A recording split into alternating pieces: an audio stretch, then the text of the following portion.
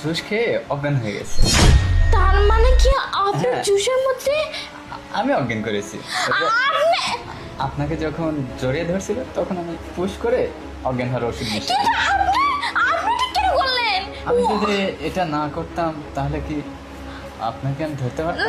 দেখুন আমি কি এটা কিন্তু ভাইয়ের ঠিক সামনে হচ্ছে না। আপনাকে ধরতে পারতাম? না দেখুন এটা কিন্তু ঠিক হচ্ছে না। আপনি কিন্তু ভাইয়ের ভিতরে এমন কি আছে যেটা আমার ভিতর নেই? দেখুন আমি অত কথা জানিও না, এত কথা বুঝতেও চাই না, আমি- কিন্তু আপনি যেটা করছেন সেটা তো ঠিক না।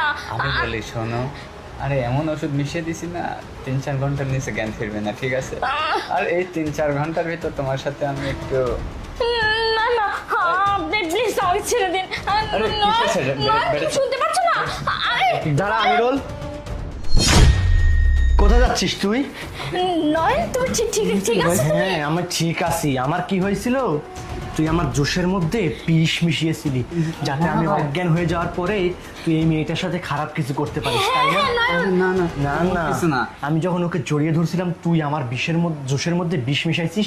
এটা আমাদের বাড়ির কাজের লোক জেনে জেনে ফেলছে, সেই জন্য আমাকে থাপ্পড় দিয়ে এখান থেকে নিয়ে গিয়ে জুসটা পাল্টে না, ওই জুসটা ফেলে দিয়ে আমি এটা নতুন জুস খেয়েছি, যার কারণে আমার কিছু হয়নি। আমার বলতে ঘেন্না হচ্ছে, তুই আমার ছোট ভাই, ছি, না। ও আমার হবু বউ, তুই ওর সাথে এই কাজটা কিভাবে করতে পারলি? সি, আমাকে অজ্ঞান করে তুই ওর সাথে, আমার বলতেই ঘেন্না হচ্ছে। তোর সাথে আর এক ছাদের তলায় তোর সাথে থাকা যায় না, কারণ তুই দিনের পর দিন এতটাই খারাপ হয়ে গেছিস যে কোথায় কার সাথে কি করতে হবে এই বিবেক জ্ঞানটুকু তোর মধ্যে নেই। তুই কখন কাকে কি ক্ষতি করে ফেলবি আসলে আমার- সেইটাও তুই জানিস না। পছন্দ ছিল না তোকে, আমি পরে দেখতেছি। শান্তা, চল এখান থেকে। চল।